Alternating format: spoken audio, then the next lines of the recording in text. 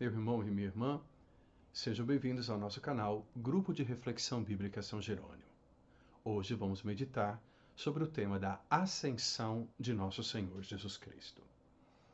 A liturgia nos apresenta duas leituras, de modo muito especial, a primeira e o Evangelho, que nos narram a cena da Ascensão. Temos aqui que observar algumas coisas. Primeiro, a ascensão indica um movimento para cima. Não é necessário entender esse movimento para cima nessa concepção muito material que nós temos na nossa cabeça.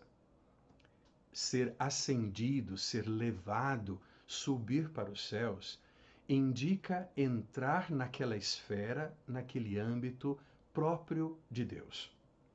Normalmente, por séculos, por milênios, nós associamos esse âmbito próprio de Deus como algo que está acima da nossa cabeça, acima daquilo que os nossos olhos alcançam.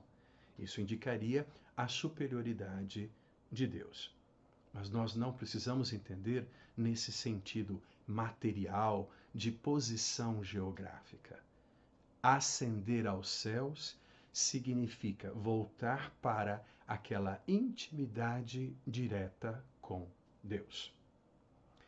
A ascensão é um momento de despedida.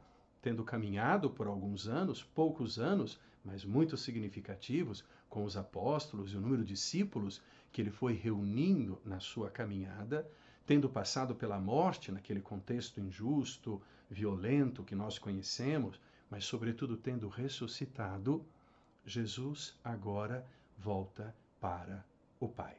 E nesse sentido, se despede dos seus discípulos. Essa despedida não é um adeus, um nunca mais nos veremos. Essa despedida tem a ver com uma nova forma de presença que Jesus continuará vivendo na história. Essa nova forma implica vários fatores. Um primeiro fator é o dom do Espírito Santo. Seja na primeira leitura de Atos dos Apóstolos, seja no Evangelho, a conclusão de Lucas, nós temos Jesus que indica aos apóstolos de esperarem em Jerusalém o dom que deve vir do alto. Essa cidade que marca o fim da vida e do ministério histórico, material de Jesus, ela caracteriza também o início da missão histórica da Igreja. Por isso é em Jerusalém que eles devem permanecer até que lhes seja concedido o dom que vem do alto. É uma referência direta ao Espírito Santo. O mesmo Espírito Santo que já esteve presente no início da vida de Jesus, quando lemos o primeiro e segundo capítulo do Evangelho de Lucas, cujo Evangelho, neste domingo, nós lemos a conclusão. O Espírito Santo é aquele que vai criando as condições, é aquele que vai abrindo a compreensão do que está acontecendo, e é aquele que capacita os personagens envolvidos para que eles consigam reconhecer Jesus como o Filho de Deus e o Messias e proclamá-lo como o Messias. Vemos isso, por exemplo, na figura de Isabel diante da visita de Maria. Preenchida pela presença do Espírito Santo, ela então profetiza, ela proclama algo, revelando quem é o menino. Graças sempre à presença do Espírito Santo. Portanto, com a despedida de Jesus, se trata agora de entender como ele permanece ainda atuante na história. Um dos fatores é o dom do Espírito Santo. O Espírito Santo que não age isoladamente, mas é aquele que vai conservar essa memória viva, eficaz e ativa de Jesus na vida da igreja, na vida dos discípulos e das discípulas, capacitando-os para poder proclamar Jesus. Mesmo os discípulos e discípulas que virão depois daquele primeiro grupinho que não terão tido contato direto com Jesus. Como eu, como você, como todos nós. Nós conhecemos Jesus pelo testemunho que os apóstolos e os primeiros discípulos e discípulas deixaram, iluminados pela ação do Espírito Santo, que nos capacita para entrar no sentido e na experiência do mistério. Nesse sentido, também nessa despedida, seja na conclusão do Evangelho de Lucas, seja na introdução do livro de Atos dos Apóstolos, escritos pelo mesmo autor, Lucas, um outro fator é importante a considerar, é o fator da missão. A comunidade, os discípulos ali naquele momento e a comunidade que vai crescer a partir deles, agrupando, agregando novos discípulos e discípulas, chegando inclusive a nós que hoje, por meio desse vídeo, meditamos juntos a palavra de Deus, ou seja, a igreja presente na história, no exercício da sua missão, é um dos fatores de continuação de Cristo, da sua presença na história. Nunca a igreja simplesmente como um clubinho de eleitos e maravilhosos e perfeitinhos, mas como uma família formada por discípulos e discípulas, homens e mulheres, que reconhecem Jesus como Messias, aderem ao projeto de Deus, tal como Jesus nos ensinou, que nós chamamos de Reino de Deus, e, sobretudo, potencializados pelo Espírito Santo. Então, o dom do Espírito, a missão da igreja, são dois fatores importantes que garantem a permanência de Jesus Cristo na história. A ascensão indica, portanto, que ele concluiu a sua missão histórica e depois do ápice, que é a ressurreição, a vitória sobre a morte e sobre o pecado, tendo deixado claro a partir da sua vida e dos seus ensinamentos o projeto de Deus, que, repito, podemos resumir no conceito de reino de Deus, ele então parte para junto de Deus, para de junto de Deus continuar presente na história de uma forma diferente, não mais limitada por uma geografia específica, pelo próprio tempo, pela idade. Jesus agora se faz presente de uma forma muito mais ampla e universal, propagando essa vida que, antes de tudo, é Ele a experimentá-la plenamente, para que outros homens e mulheres também possam experimentá-la.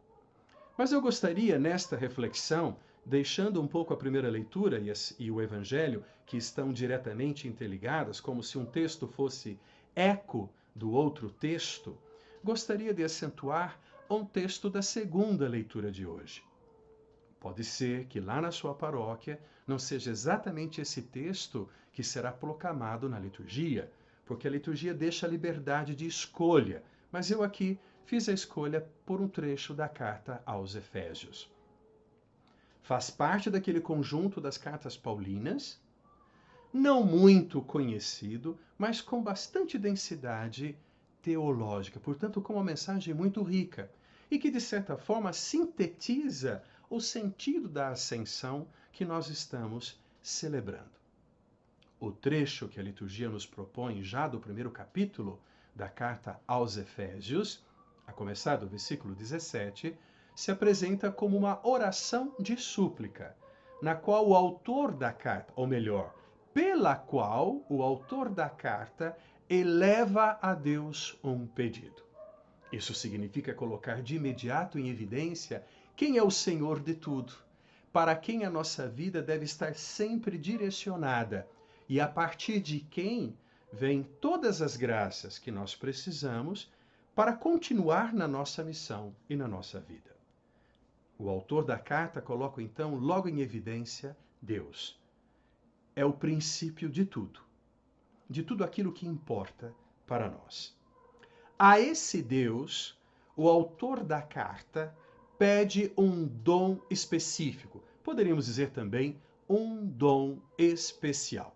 Qual é esse dom? Um espírito de sabedoria que vos revele e faça verdadeiramente conhecer.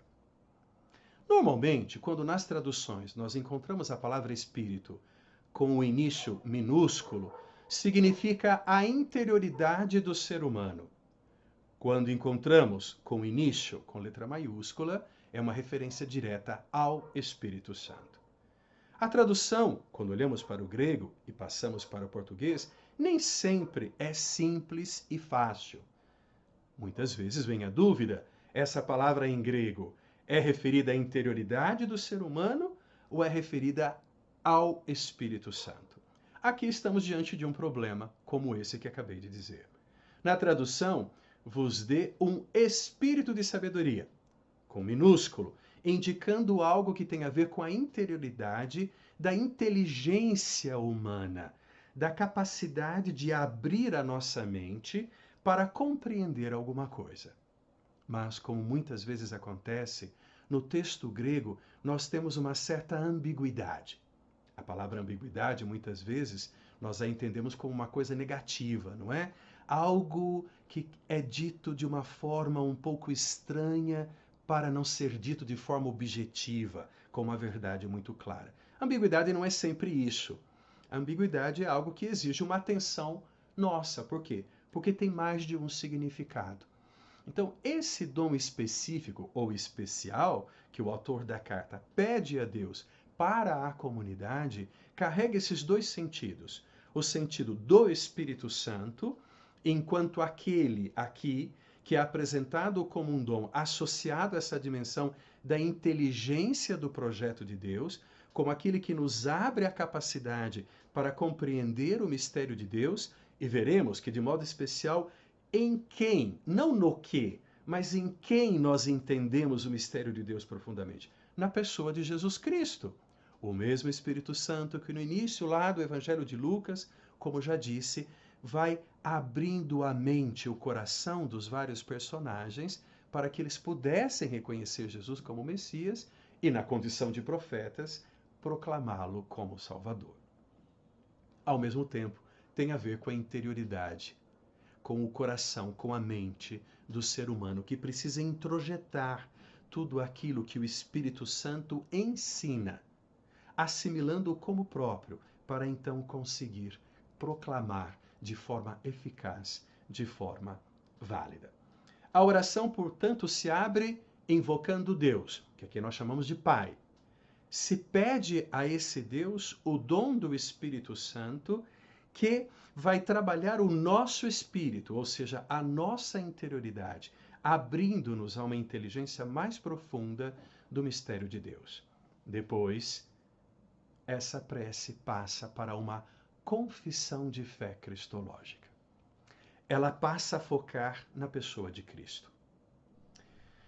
E com isso nos ensina que a expressão maior do poder de Deus, ela se mostra de forma definitiva, plena, e poderíamos dizer, na sua forma mais bela e também provocativa, na pessoa de Jesus Cristo.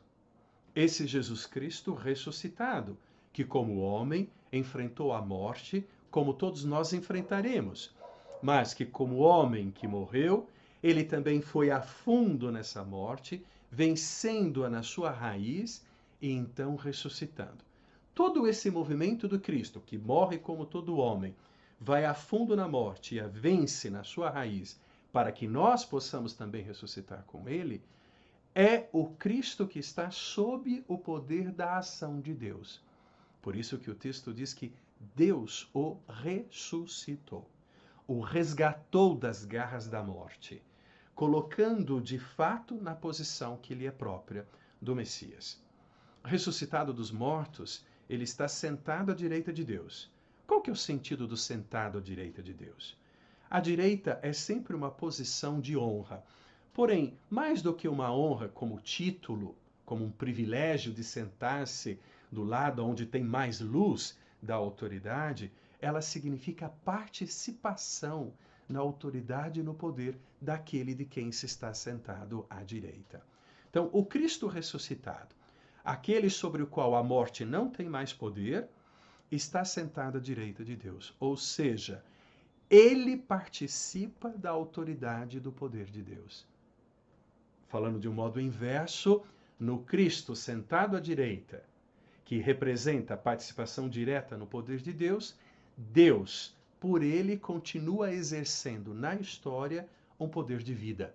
Um poder que nos resgata da morte, na sua profundidade, e em tudo aquilo que acarreta uma negatividade, uma deturpação, uma destruição, uma fragmentação da vida e da morte propriamente, depois como abertura de participação à vida de Deus.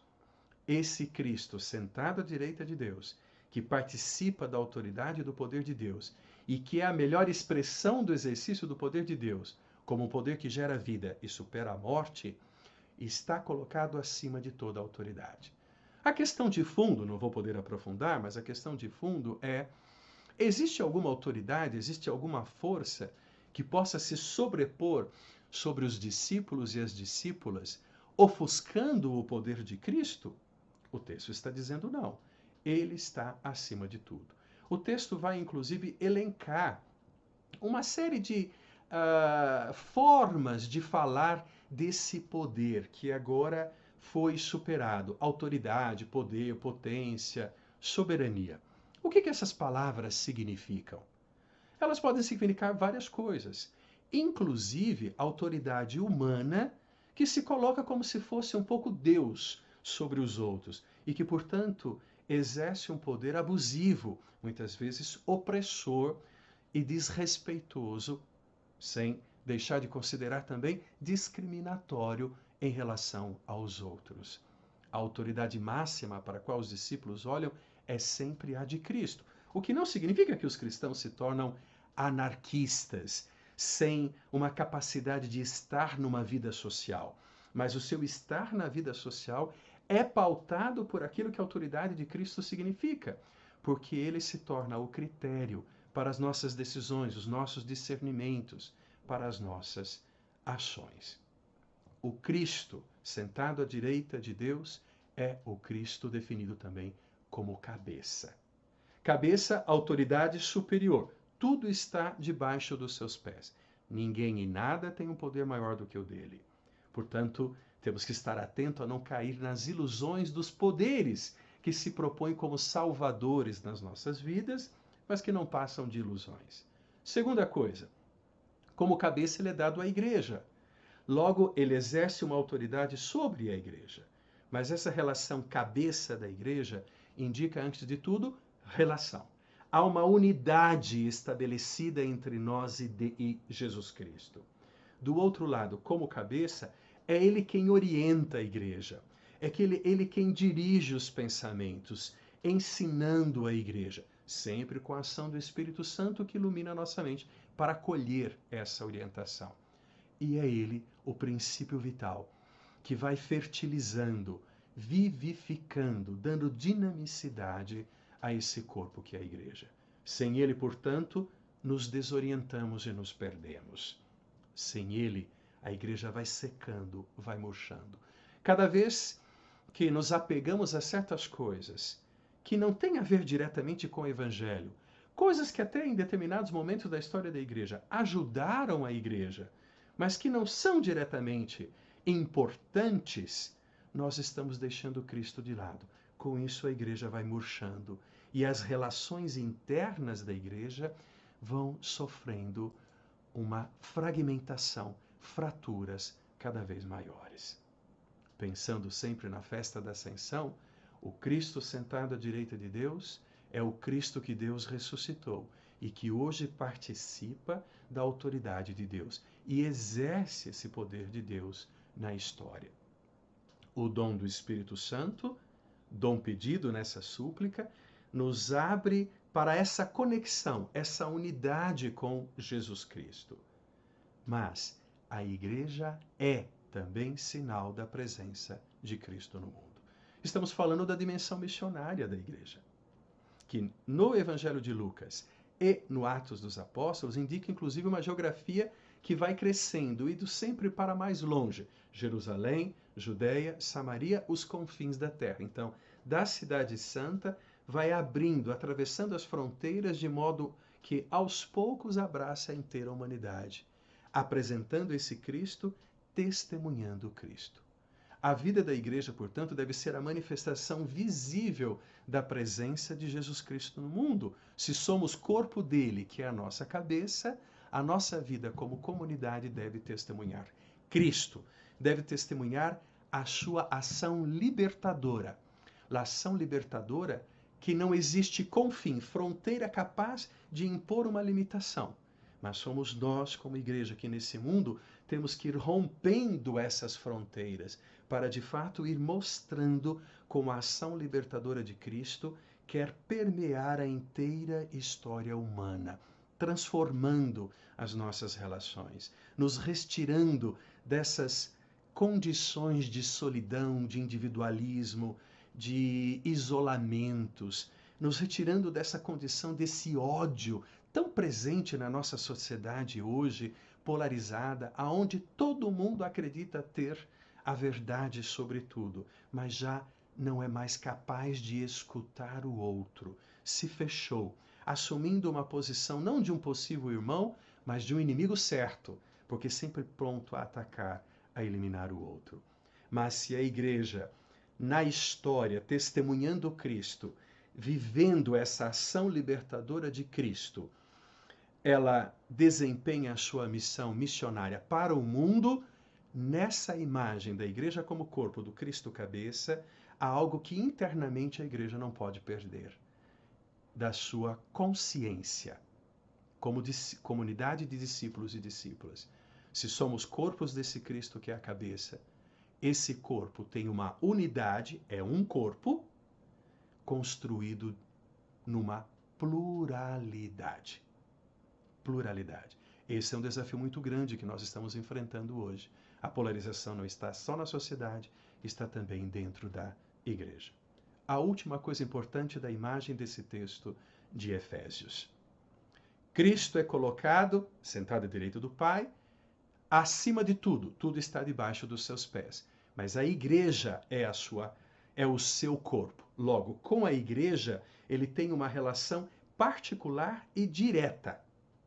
Mas ele não está exclusivamente na igreja, porque ele exerce uma autoridade sobre todo o mundo.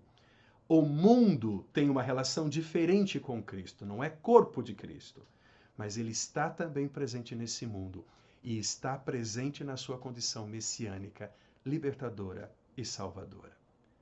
A igreja, portanto, não tem o domínio exclusivo de Cristo, mas com a sua vida, ela deve ajudar o mundo a reconhecer Cristo como Messias. E reconhecer Cristo como Messias não se reduz a pendurar um quadro de Cristo na parede de nossas casas, mas reconhecer a Cristo como Messias significa viver como corpo de Cristo, testemunhando o seu compromisso, testemunhando o seu amor, testemunhando a sua misericórdia e a sua ação libertadora na história.